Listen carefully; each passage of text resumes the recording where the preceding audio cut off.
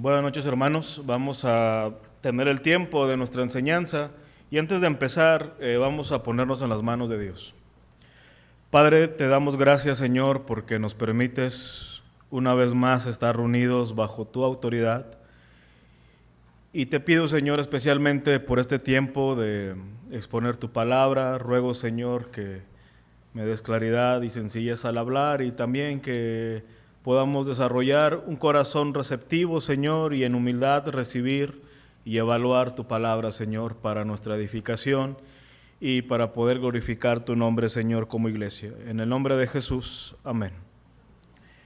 Bien, hermanos, pues vamos a dar inicio a este tiempo. Y hoy vamos a continuar con nuestra serie que estuvimos introduciendo la semana pasada, la cual se va a llamar Mirando hacia adentro. Y les recuerdo rápidamente el fin de nuestro nombre. El propósito durante todo este tiempo que vamos a estar exponiendo esta serie es hacer un llamado a la evaluación hacia adentro de nuestra iglesia. La tentación siempre es mirar hacia afuera, pero creo pertinente y que es tiempo de que miremos hacia adentro de nuestra iglesia para evaluarnos a la luz de la palabra y ver cómo lucimos, no con el fin de evidenciar algo y quedarnos allí, sino el fin de ver cómo es que la Biblia establece los parámetros y los lineamientos que una iglesia debe de tener para poder llamarla una iglesia sana. Y bajo esto vamos a estar viendo algunas cosas como la membresía de la iglesia bíblicamente, la disciplina de la iglesia bíblicamente, el liderazgo bíblicamente, porque me temo, hermanos, que muchos pudieran tener un concepto llano de todo esto sin poder tener un sustento real. Y la semana pasada arrojaba algunas preguntas que sus respuestas revelarían precisamente esto.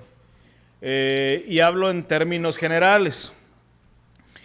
Vimos que la semana pasada que el apóstol Pablo llamó a la iglesia con 4 adjetivos. Él le llamó la casa de Dios, la iglesia del Dios viviente, columna de la verdad y baluarte de la verdad.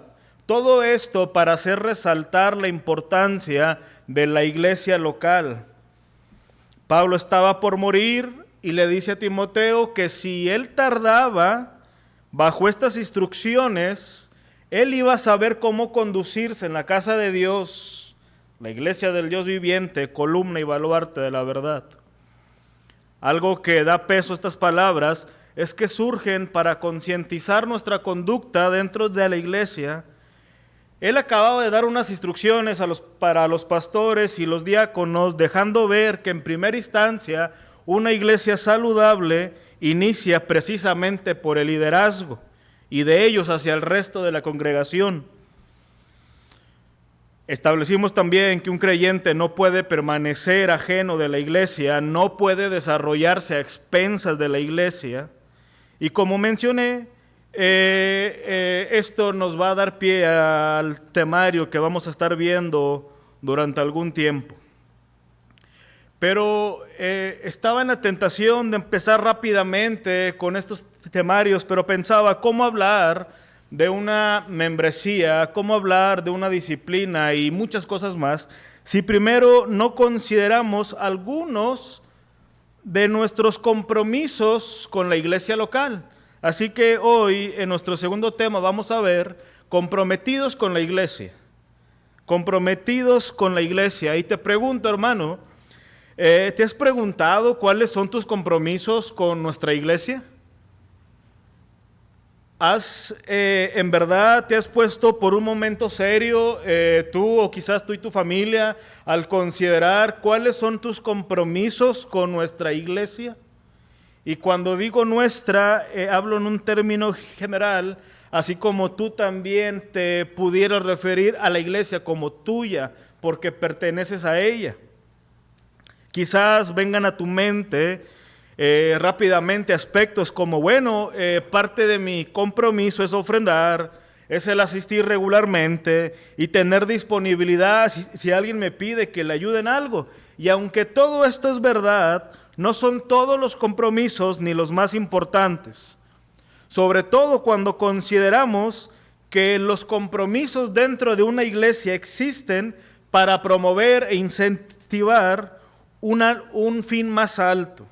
Ser una iglesia que verdaderamente glorifique a Dios mediante reflejar el carácter de nuestro Señor Jesucristo. Los compromisos que desarrollemos como iglesia tienen que promover el reflejar el carácter de nuestro Señor Jesucristo. Así que veamos entonces a la luz de Hebreos capítulo 10, versículo 24 y 25, cuáles deben de ser unos de los compromisos más importantes con la iglesia local. Ahora, antes de que lo leamos, les menciono lo siguiente. La mayor parte del libro de los Hebreos, como ustedes ya lo sabrán, es un tratado teológico sobre la persona de Jesús. Los primeros 9 capítulos, el escritor de Hebreos habla de manera amplia sobre el sistema sacrificial y sacerdotal del Antiguo Testamento, con el fin de llevarnos a que todo eso apuntaba a la hora perfecta de nuestro Señor Jesucristo. Pero a partir del capítulo 10, el escritor menciona que había dicho todo esto para que a partir de ese cimiento sólido la iglesia viviera de cierta manera, y le da 3 exhortaciones. En primer lugar, él dice que si Jesús es el sacrificio perfecto, o hizo un sacrificio perfecto, y si Jesús es nuestro sumo sacerdote, los creyentes deben de acercarse a Dios de una manera segura, puesto que Jesús triunfó. Nosotros no debemos dudar en acercarnos a Él. En segundo lugar, Él también nos hace un llamado a aferrarnos a nuestra confesión de fe, no para retroceder, sino para permanecer firmes hasta el final, puesto que Jesús hace posible nuestra salvación. Pero en tercer lugar, y es lo que nos compete hoy, el escritor de los Hebreos hace un llamado a los cristianos a mirar hacia afuera de ellos mismos y enfocar su atención en los hermanos y en las hermanas que tenemos en Cristo, es decir, en la iglesia. Y es bajo este contexto que empieza a decir el escritor en los versículos 24 y 25 lo siguiente: y considerémonos unos a otros para estimularnos al amor y a las buenas obras, no dejando de congregarnos como algunos tienen por costumbre, sino exhortándonos, y tanto más cuanto veis que el día se acerca. Estamos en Hebreos capítulo 10, 24 y 25. Estos son los 2 versos que hoy vamos a exponer con la ayuda de Dios. Ahora, hermano, al ver estos versos, somos tentados a considerar únicamente la frase no dejando de congregarnos. Esta declaración en Hebreos quizás es la que se muestra de forma más clara en cuanto a la obligación que tiene un cristiano de asistir a la iglesia local. Si somos parte del cuerpo de Cristo en un aspecto universal, también somos parte de un cuerpo local de creyentes. Pero notemos que este mandato de no dejar de congregarnos no viene solo, ni se sostiene solo.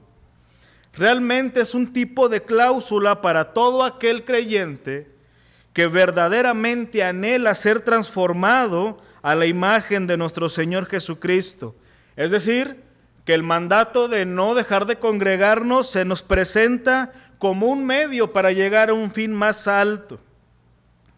El texto dice que nosotros debemos reunirnos con el fin de estimularnos unos a otros al amor y a las buenas obras. Ahora, hermanos, aclaro para que no se preste a duda ni a confusión. Todos los cristianos necesitan desarrollar un tiempo privado con Dios. Cada cristiano necesita orar en su casa, leer en su casa, meditar en Dios en su casa de manera privada y en familia. Sin embargo, esto tan solo es parte de un todo. Si alguien hace esto, pero descuida el congregarse, en el sentido de como hoy lo vamos a ver, estará dejando a la mitad su proceso de crecimiento. Ese es el argumento.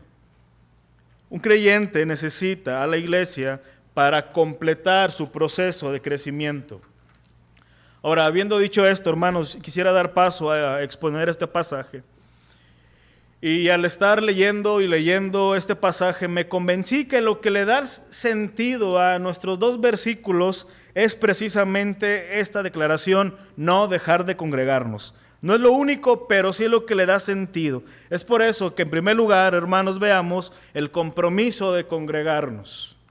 El compromiso de congregarnos, veamos en primer lugar. Ahora, comienzo diciendo esto, hermanos, porque considero que esta frase le da sentido a todo el texto y a la vez a toda nuestra teología eclesiástica. Si quitamos este mandato de dejar de congregarnos en este pasaje, nos quedarían dos buenas recomendaciones o exhortaciones para los creyentes. Si lo quitáramos, leeríamos algo así: y considérense unos a otros para estimularse al amor y a las buenas obras. Exhórtense cuanto más veis que aquel día se acerca. Estas exhortaciones no son malas per se, pero nos dejarían lagunas y a la vez apoyarían a todos aquellos que no ven la necesidad de ser parte de una iglesia local. Porque ¿cuál escenario sería el más óptimo para estimularnos? ¿De qué categoría serían las exhortaciones? Y otra pregunta: ¿qué buscarían esas exhortaciones? Tristemente, hermanos, un entendimiento empobrecido de la eclesiología ha llevado a corromper medios complementarios que son de gran ayuda, como conferencias para eclesiásticas, estudios y predicaciones de otros pastores, libros, podcasts, buenas amistades de otras iglesias, etcétera, etcétera, en algo pecaminoso. ¿Por qué digo esto? ¿Por qué algo bueno el hombre lo puede llevar a algo pecaminoso? Bueno, cuando estas buenas cosas llevan el fin de suplantar a la iglesia local, ahí se vuelve pecaminoso. Cuando suplantamos a la iglesia. Es por eso que muchos dependen principalmente de estos medios para su estímulo o motivación cristiana, o hasta para su crecimiento o su santificación. Si un creyente que asiste a una iglesia regular depende más de algún medio para eclesiástico que de la propia iglesia para su santificación, está en desobediencia con el Señor. Por lo siguiente, hermanos, no podemos creernos más sabios que Dios. Dios, en su infinita sabiduría, ha instituido a la iglesia local como medio principal para el desarrollo de los creyentes, tanto en piedad como en aprendizaje.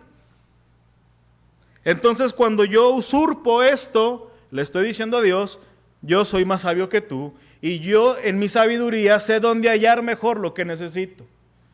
Imagínate, hermano, te estás hallando en oposición y en rebeldía ante Dios mismo. Es por eso que el escritor de Hebreos categóricamente dice: no dejen de congregarse, como algunos ya acostumbran, dice otra versión. Muchos de los hebreos que se habían convertido al cristianismo en el tiempo del escritor estaban siendo perseguidos. Y bajo ese escenario muchos habían optado por dejar de congregarse. Y su argumento era: estamos cuidando de nuestra familia, estamos cuidando de nuestra propia vida, pero eso no fue válido para el escritor ni para el Espíritu Santo. Es por eso que dice: no dejen de congregarse, porque los peligros de esas decisiones de los hebreos eran muchos. Lo primero es que estaban equiparando el dejar de congregarse con rechazar a Dios mismo, porque estaban confiando más en sus medios que en la protección divina. Sí, dejar de congregarse equivalía a rechazar a Dios y al sacrificio de Cristo en favor de la iglesia. Dejar de ir a la iglesia en aquellos tiempos y también hoy es dejar a Dios, era manifestar que su fe en Cristo no estaba tan arraigada en el Señor, y era de algún modo asumir que se podía sobrevivir espiritualmente a expensas de la iglesia, pero sabemos que es imposible. Así que el contexto aprobado e instituido por Dios para nuestro crecimiento es la iglesia. El escenario en donde Dios promete manifestar su presencia de una manera especial es la iglesia. El lugar en donde somos llamados a ejercer nuestros dones y talentos en beneficios de los demás creyentes es la iglesia. Es en la iglesia en donde Dios llama a pastores y a líderes. Si en verdad nosotros creemos esto, deberíamos de tener en alta estima, hermanos, el congregarnos con el resto de creyentes que componen la iglesia. De manera práctica, esto significa que puede ser necesario que un creyente tenga que reorganizar su agenda con el fin de tener tiempo para la reunión de los santos. Puede que los horarios de trabajo a veces tengan que ser ajustados. Puede que el trabajo de la casa tenga que ser llevado a cabo en otro momento. Puede que tareas, deportes, estudios tengan que ser presentados para antes o después. Todo esto va a ir en concordancia con el estima que un creyente le da a la iglesia. Ahora, aquí digo esto, hermanos, de manera aclaratoria, porque también es pertinente. Considero que es cierto que una iglesia puede caer en el error de absorber tanto a los creyentes que no dé oportunidad para manifestar lo que se ha aprendido dentro del contexto familiar o hasta con otros creyentes. Se absorben tanto en las reuniones que a veces no da oportunidad para reproducir lo que hemos estado absorbiendo en cada enseñanza dentro de la familia o con otros creyentes. Es una realidad, porque el activismo en las iglesias es muy peligroso.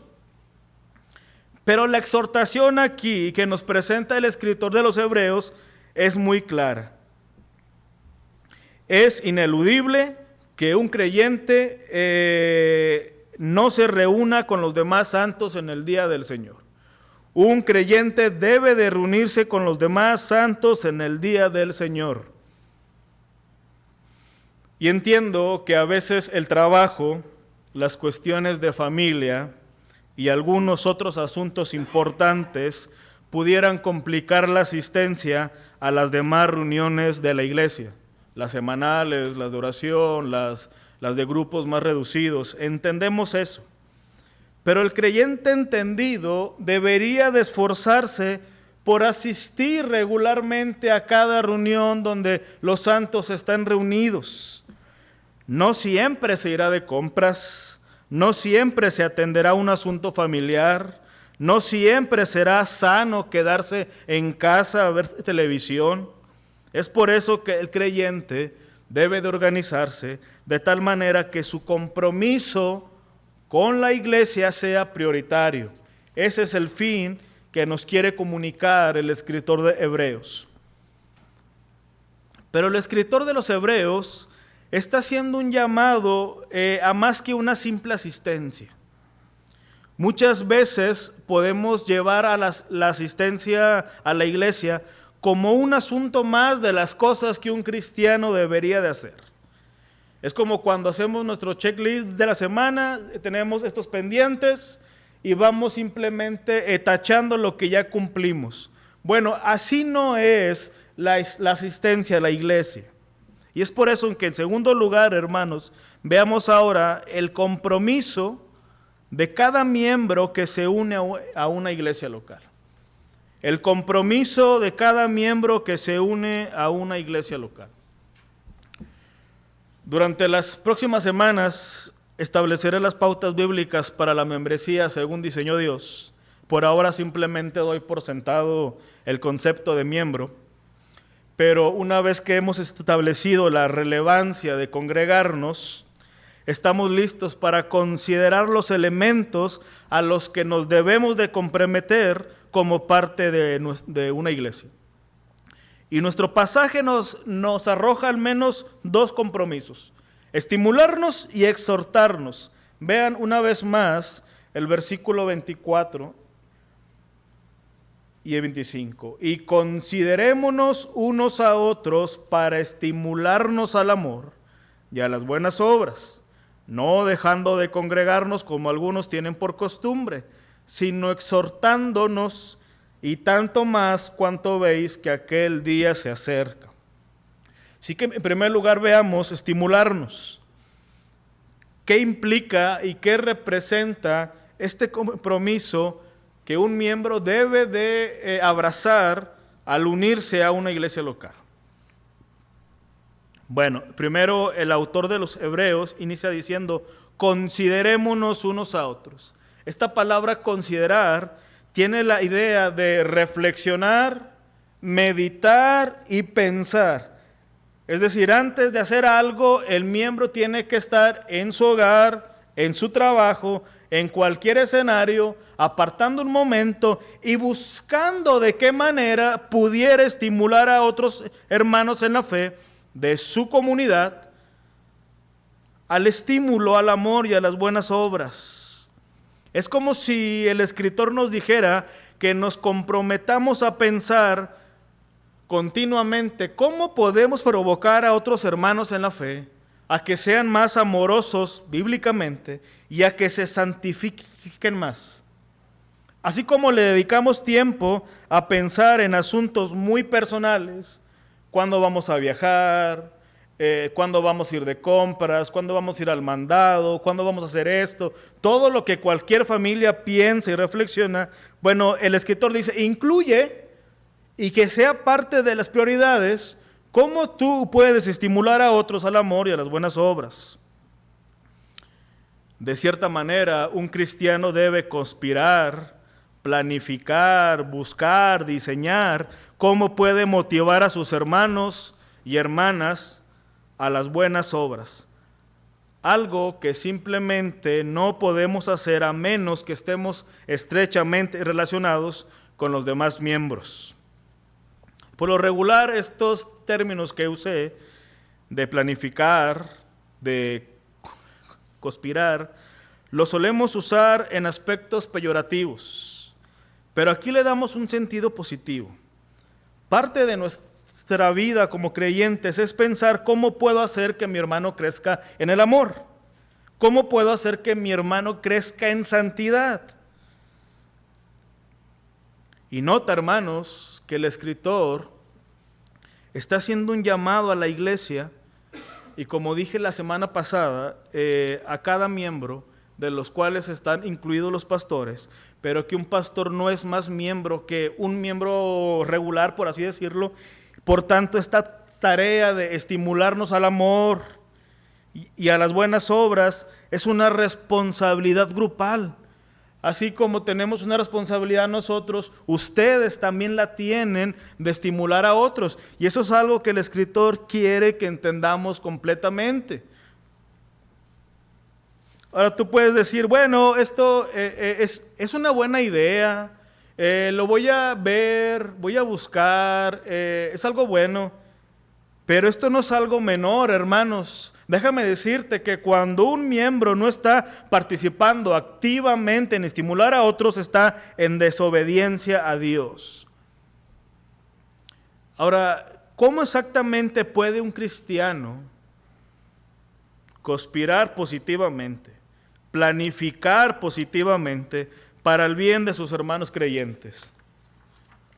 Ante esto, hermanos, creo que cobra relevancia nuestro entendimiento del discipulado eclesiástico. Discipular a alguien tiene al menos dos facetas: el impartir un conocimiento y el transmitir nuestra espiritualidad experiencial. Ambas facetas nunca terminan.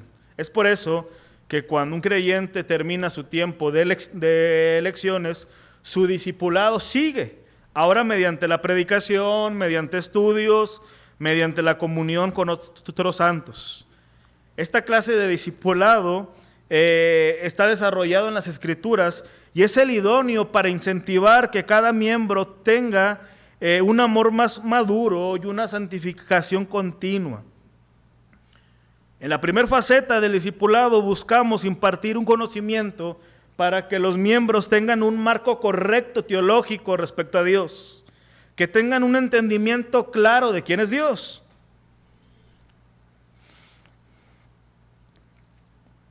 Pero tenemos una segunda faceta porque creemos que no es lo único. No es lo único la predicación que escuchan, la clase que escuchan. Y es ahí donde creo que cobra relevancia lo que está diciendo el escritor, que trata de cómo transmitimos nuestra espiritualidad de una forma experiencial. ¿Cómo logramos discipular a alguien mediante transmitimos nuestra experiencia espiritual, lo que Dios ha ido haciendo con nosotros? Y esta segunda faceta alude nuestro texto bíblico cuando dice: considerémonos unos a otros para estimularnos al amor y a las buenas obras. Lo que tiene en la mente el escritor de Hebreos no es a alguien predicando detrás de un púlpito y a unas personas escuchando nada más. Él va más allá, él va al trato personal, a la relación entre los miembros, que es donde se desarrolla esta faceta de transmitir nuestra experiencia espiritual a los demás. Ahora, cuando hablo de transmitir nuestra espiritualidad, me refiero al hecho de verter nuestra vida espiritual en otro creyente. La madurez que un cristiano alcanza tiene la finalidad de ser comunicada a otros. No todos los creyentes van en el mismo grado de madurez ni de crecimiento. Y en gran medida, la obra que Dios hace santificándonos tiene como finalidad ayudar a otros a que sigan avanzando. Es empujándolos hacia Cristo, empujándolos. Lamentablemente no siempre o casi nunca es así. Existen ciertas barreras para que no estemos comprometidos a motivar a otros. Uno de ellos, sin duda, es el prejuicio y el orgullo espiritual. No todos irán al mismo nivel en una iglesia en cuanto a la santificación, eso es obvio.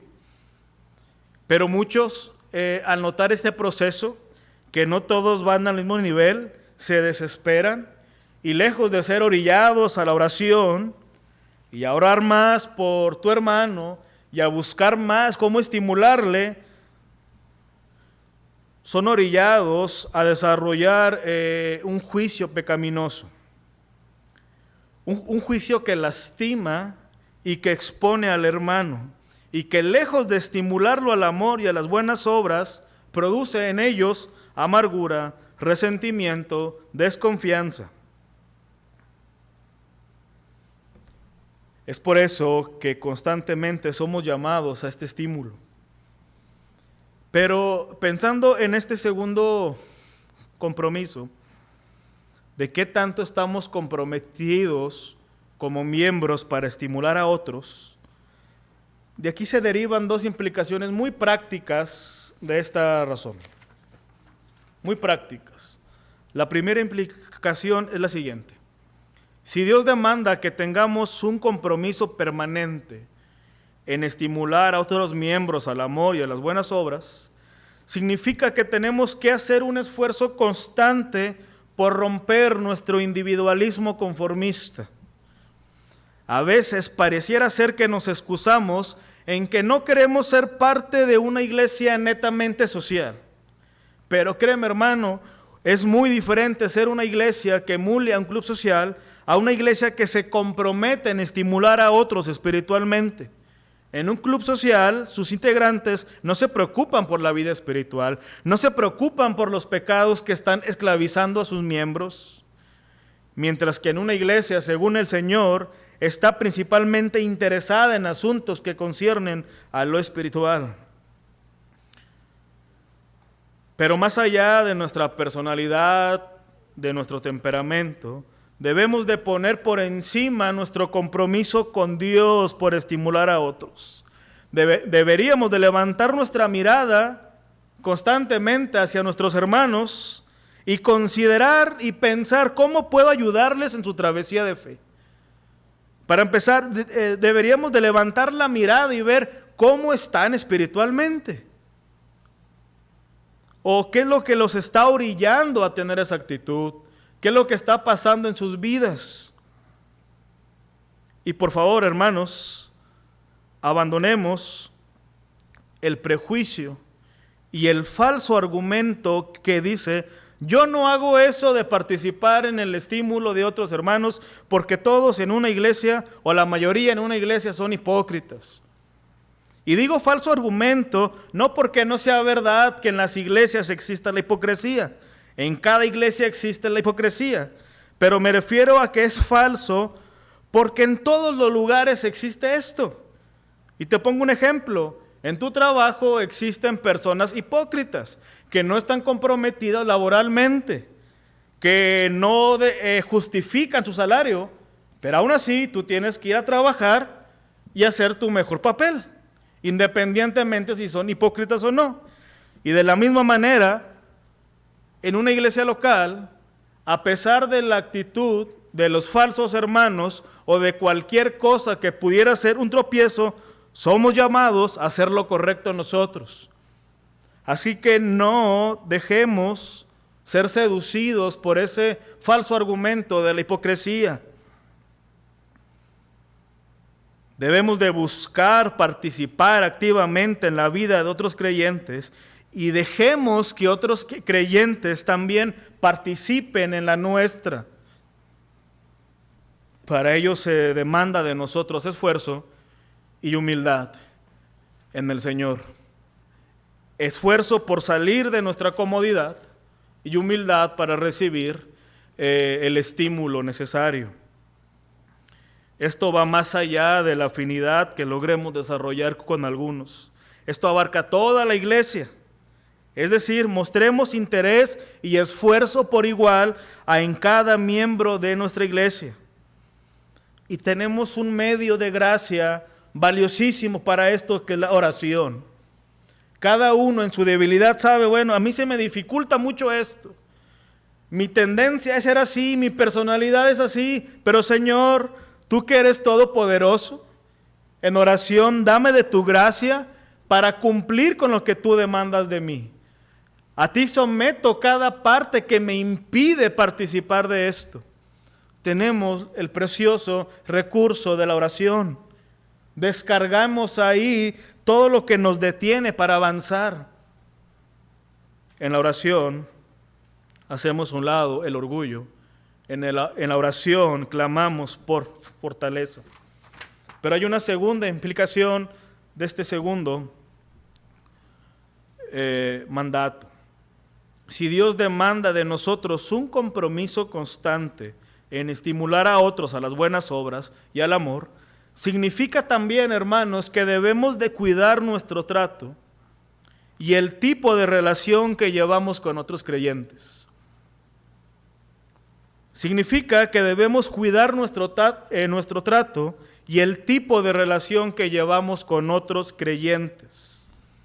Así como es pecado la apatía e indiferencia que pudiéramos albergar, también lo es la empatía carnal, es decir, el tipo de trato y relación en donde se es permitido promover todo lo opuesto al amor y a las buenas obras. Dios ha diseñado escenarios correctos y lineamientos correctos para que cada uno de nosotros manifestemos nuestras inconformidades, nuestros disgustos. Pero aun cuando alguien en confianza o alguien confía en nosotros para hacer esto, deberíamos saber canalizarlo correctamente o trasladarlo al lugar correcto. Pero es lamentable, hermanos, es lamentable cuando un creyente, y muchas veces sin darse cuenta, se presta a ser usado por nuestro enemigo, el adversario, aquel que vino para dividir, es decir, Satanás, aquel que busca fragmentar la iglesia. Todos nosotros somos llamados a saber relacionarnos adecuadamente, a saber tratarnos adecuadamente, a saber frenar nuestra propia lengua. Vean lo que dice Santiago. Vayan ahí, por favor. capítulo 3, versículos 5 al 10, donde vemos un ejemplo de cómo podemos cuidar nuestro trato y relación con otros creyentes. Santiago 3, versículo 5 al versículo 10. Dice así: así también la lengua es un miembro pequeño, pero se jacta de grandes cosas. He aquí cuán grande bosque enciende un pequeño fuego. Y la lengua es un fuego, un mundo de maldad. La lengua está puesta entre nuestros miembros y contamina todo el cuerpo e inflama la rueda de la creación, y ella misma es inflamada por el infierno, porque toda naturaleza de bestias y de aves y de serpientes y de seres del mar se doma y ha sido domada por la naturaleza humana. Pero ningún hombre puede domar la lengua, que es un mal que no puede ser refrenado, llena de veneno mortal. Con ella bendecimos al Dios y Padre, y con ella maldecimos a los hombres que están hechos a la semejanza de Dios. De una misma boca procede bendición y maldición. Hermanos míos, esto no debe de ser así. Vean qué tajante es el escritor de Santiago. Y es una manera, por ponerte un ejemplo, de cómo nosotros podemos cuidar nuestro trato entre creyentes, sometiendo nuestras palabras, nuestros pensamientos al señorío de Cristo. Con nuestra lengua podemos influenciar, ser tropiezo y fragmentar la vida de un hermano. Influyamos a otros en la devoción al Señor. Influye a otros en la puntualidad a la casa de Dios. Influye a otros en la formalidad cuando vengan a la casa del Señor. Pero no en todo aquello que conlleve pecar contra Dios mismo y contra nuestros hermanos. Muchos hemos tenido que ir dándonos cuenta, que ir haciendo ajustes, de que hay cosas que no agradan al Señor y que son necesarias poner un ajuste. Y te lo digo en el Señor, hermano, cuida lo que otro escucha de ti. Cuida, hermano, también lo que tus hijos escuchan de ti. Porque evidentemente en ambos escenarios se ve manifestado. Y cuida, hermano, o cuidemos también nosotros lo que nos permitimos escuchar. Todo esto no suma al estímulo de amor ni a las buenas obras. Abracemos este compromiso con formalidad en el Señor. Y para terminar, veamos la segunda parte de nuestro compromiso que desarrollamos al unirnos a la iglesia. El versículo 25 dice: no dejando de congregarnos como algunos tienen por costumbre, sino exhortándonos. Esa es la segunda manera en que nos estimulamos, exhortándonos. La palabra que aquí se traduce como exhortación es paraklesis, que está relacionada con la palabra paracleto, así se le llamó al Espíritu Santo. Paraklesis básicamente significa un llamado al lado de alguien y conlleva tanto instar a alguien, alentar a alguien, dar gozo a alguien y consolar a una persona. Todas estas acciones constituyen el don de la exhortación. Muchas veces pensamos que el don de la exhortación es cuando una persona tiene mucho valor para regañar a los demás, para gritarle a los demás, para decirle sus verdades a los demás, pero esto está muy lejos de una verdadera exhortación según el Señor. Y probablemente el mejor ejemplo que tenemos en la Biblia de alguien que practicaba la exhortación y la consolación es Bernabé. Bernabé suele pasar desapercibido y no tiene mucho foco como lo fue el apóstol Pablo y otros hombres. Su verdadero nombre era José, pero los apóstoles lo llamaron Bernabé, que significa hijo de consolación.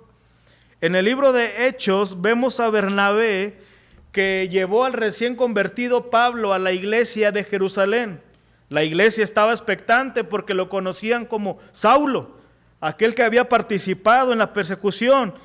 Y Bernabé se toma el tiempo de acompañar a Pablo ahora en su nueva faceta y llevarlo a la iglesia.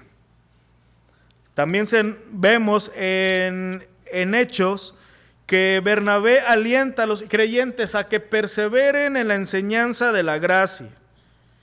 Les exhorta a que perseveren en la gracia. Vemos más adelante también en Hechos que Bernabé, por una segunda ocasión, elige a Juan Marcos, aquel joven que había sido desechado, le da una segunda oportunidad, lo consuela en su error y le brinda la oportunidad de seguir sirviendo. Y más adelante vemos a Pablo diciendo, tráiganme a Marcos porque me es útil para el ministerio. Así que pudiéramos decir que Bernabé evidenció el don de la exhortación, lo cual ayudó a otros, consoló a otros y caminó con otros con el fin de que otros sean más efectivos para Cristo. Estos somos llamados como miembros cuando nos unimos a una iglesia local. Nos comprometemos a consolar a otros, a ayudar a otros, a caminar con otros para que sean efectivos en su compromiso espiritual y que avancen. Recuerden, hermanos, esto: nuestro ejercicio de fe no es un experimento individual, sino que es un trabajo comunitario. Si tú has estado intentando llevar solo tu fe, déjame decirte, hermano, que estás incapacitado para desarrollarte de la manera que Dios demanda. Somos llamados a tener a otros a nuestro lado para guiarles mediante la palabra, alentarles, corregirles, fortalecerles.